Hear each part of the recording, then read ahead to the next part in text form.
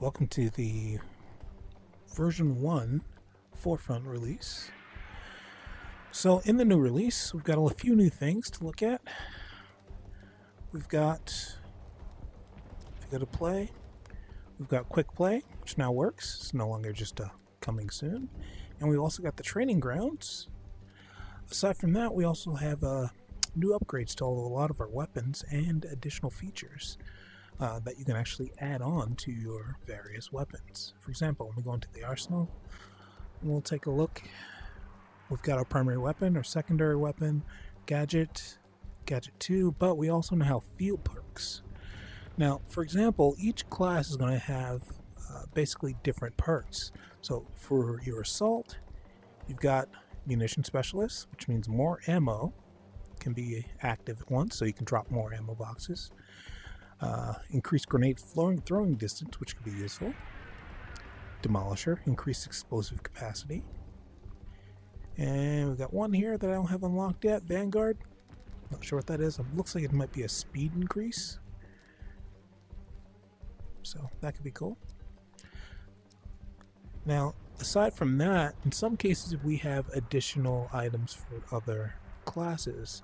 Like, for the engineer, now we also have a drone, which is super nice because you can actually use this drone to pick up ammo packs and med packs, and you can just basically fly them across the field and drop them onto your allies for additional support. It would be great if they could also pick up C4, but what someone can do is they can attach C4 to your drone, and then you can fly it over, and then they can blow it up when they're ready. Of course, if you're going to use the drone, you have to swap it for the repair tool. But if you're doing that, there is a perk that comes in handy.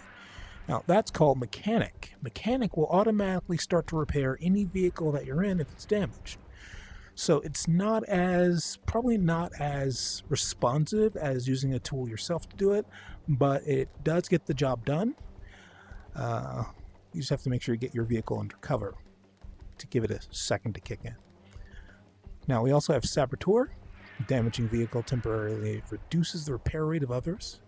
So if you basically damage an enemy vehicle, the repair rate basically is slowed down. So it takes them longer to make repairs, which can basically increase the chances of you just, of course, destroying it quickly. We've got Jumpstart, boosts speed after repairing a vehicle. So basically you can run. Take reduced damage from explosions, which can come in handy. I think that's pretty much it for that one. Now, also, if you may have noticed, if you've actually been playing the game for a while, you may actually have an additional item, a skin. So be sure to check that out for your various guns. See if you can add a skin to them. You also have additional attachments that you can throw on there, so make sure you go out to check. Now, one thing I noticed when I first came back in after the original update, all of my weapons were reset to their basically default weapon for every single class, and so I had to go in and reattach everything and set everything up. So make sure you check all of your attachments and your gun choices before you start. Now let's see, Medic. Medic actually has a nice new perk as well. So with Medic, you've got the field perk where you can you've got Field Medic with increased movement speed, Healing Specialist, more med kits, just like the ammo for the assault. But you also have combat readiness. Now, with this one, when you revive an ally who's basically been shot and taken down, you basically reload all of their ammo, which is awesome. Now, the Scavenger, I'm not sure about this one, but I'm assuming Scavenger is going to allow you to basically scavenge ammo or maybe something from allies or possibly enemies. I don't know yet. I'll have to unlock it to find out. Now, Recon. Recon has a couple of new perks. For one, you can choose a combat bow as your primary weapon if you've basically leveled up enough to get it. So, combat bow.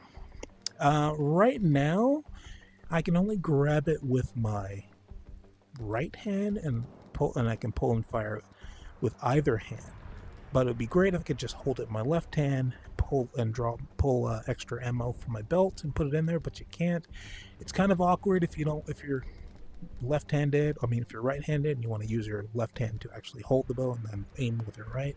So it's a bit awkward to do that since you can't reload quickly that way. But you can get used to basically holding it with your right hand and drawing it with your left. It just takes a little practice and time. Now, when it comes to field perks, we've got a couple of different things here. We've got Iron Lungs. Killing an enemy while holding your breath resets the breathe timer, which is weird. Thrifter. Regain bullets when scoring a kill. That could be useful if you're running low on ammo. Executioner. Killing an enemy with a headshot prevents them from being revived. That is actually very useful because it basically adds a bit more realism to it and makes it a bit harder for your enemy to basically repopulate their forces quickly. And then, of course, we've got Field Scout. Field Scout, increased movement speed. Looks like all of them are going to have some sort of a movement perk. Now, aside from these upgrades to your arsenal, we've also got the training grounds. Okay, so here we are in the training grounds. Training grounds is fairly simple. It looks like it's actually a playable map, which they really should put out because it's actually really nice looking. Okay, so you've got signs everywhere talking about movement controls and menus and pretty much everything. You've got basic training, shooting range. Basic training, you can basically try out all the vehicles and basically practice your flying. There is a new control system for the helicopters. I believe you can still switch it back to the old one someplace in the settings, but the new system is more realistic when it comes to basically helicopter flight controls. Some people may find it difficult to use if they're used to the old system, but the newer system is more, I think, user-friendly, at least for me. It was easier for me to start flying the helicopter. Still need practice, of course, because the controls are very sensitive. It would be great if we could tweak the joystick sensitivity a bit more so we have a bit more control specifically for flight. But let's take the quick tour. Okay, so this, of course, is your shooting range. You've got your active dummies. They've got little targets on their bodies, indicating points of damage. Like, for example, at A's are pretty much kill shots. B's are damage, but not quite kill shots, pretty close though. C's just minor damage, D's minor damage as well. So, it's just basically telling you where to shoot, where you get the most damage, bang for your buck when you fire the weapon. Now, training. Basic training. Oh, these nice little barracks and hangars and things. And so, of course, we can see we've got our anti-air, we've got our APC, we've got our Jeep, and we've got this ATV that I stole from there. And of course, over there, we've got a tank. So these are all things you can practice using. The great thing about the training ground is, yes, you can practice without fear of being shot. This is also a great place to practice your piloting skills, because right up top here, we have got every helicopter. We've got Little Bird, we've got the Black Hawk up top there, and then we've got the Apache. It's all here. Okay, got our transport helicopter. And so you can practice your landings, your takeoffs, and of course you can practice. You can't practice being a gunner, of course, in this one because you'd have to switch seats, and when you switch seats, it will fall out of the air. So that is a problem. Now the controls are a little different right now. So we've got a primary joystick, right? And then we've got, this is our lift right here. So you pull it up to go up. And I think I just crashed into something. And now the great thing about using the joystick is if you find yourself in a spot where you just want to stay straight, you can just let go of it. And then you can just use your elevation controls. And then if you need to, you can grab the other control and move out. So definitely takes a little practice. It is very sensitive. And you can sort of... It's basically just twisting your wrist, not your entire arm. So you can tilt left and right, twist left and right to turn. But it definitely takes some practice, especially if you're in battle. I get why people like these. It is a bit of a cop-out when everyone else is on the field, but still. These things reload really fast, too. Which, again, is a little OP.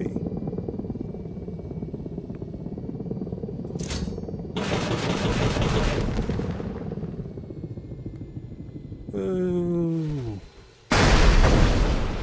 As you can see, I still need practice.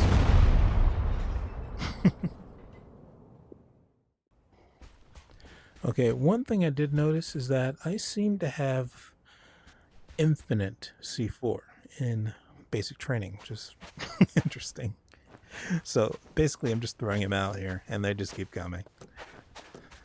So it'd be great if you could actually join basic training with a team. I'm not sure if you can. I don't think you can. I didn't see any indication that you could, but who knows. Maybe we can request it. But look at that. I'm just constantly... It's nuts. So another thing I noticed is that my items basically switch sides. The C4 used to be on the right side, now it's on the left side. And my ammo packs are now on the right. And it's the same thing with my other classes sides. So I can probably choose to fix that in the settings. I'll have to check that out in a minute. But we'll have to see how that goes. So, headshot.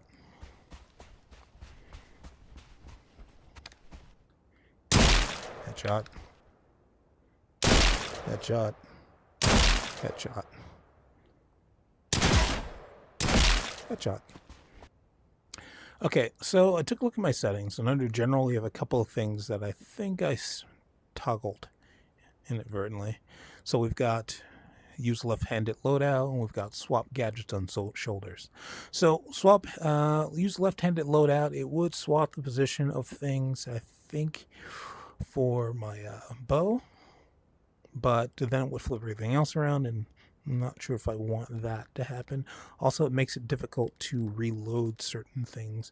It seems to be overlapping with the grenade and the ammo. The grenade stays in the same place while the ammo starts to sort of sit under it, and so it makes it difficult to reload if I swap. So I just wanted to quickly show you the drone. So this is the drone. Pull it out from your shoulder. You only get one, usually in gameplay. Here in the training area, you pretty much get infinite drones, just like you get infinite C4. But you just throw it out, and you basically become the drone. And if you look back, your body's catatonic. So make sure that before you throw out the drone, make sure your body is in a safe place, because if you go down, the drone goes down. Now, the great thing about the drone is you see down there towards the bottom of it, it says no cargo. I don't know if you can see that in the camera view here. But you can basically land on a piece of ammo or an ammo pack or a med kit, and you can pick it up and then you can fly it out to someone that needs it.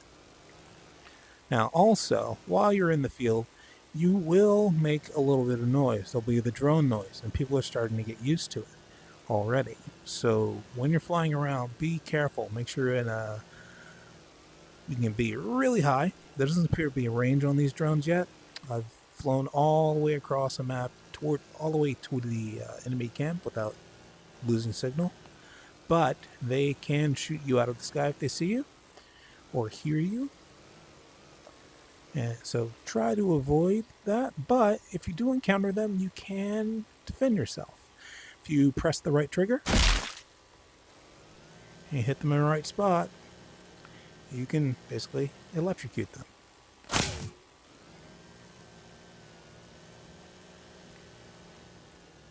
Which I have to admit is kind of fun. These aren't fast, the shots aren't rapid, but if you get a good rhythm going, you can do some damage. And as you can see, sometimes not so much. Now, I did try this in battle, and wasn't as immediate as these targets. So, something to keep in mind. And it basically fires wherever you look. And it does have a limited range. Okay. So, that's it for the overview on the Forefront version 1 update.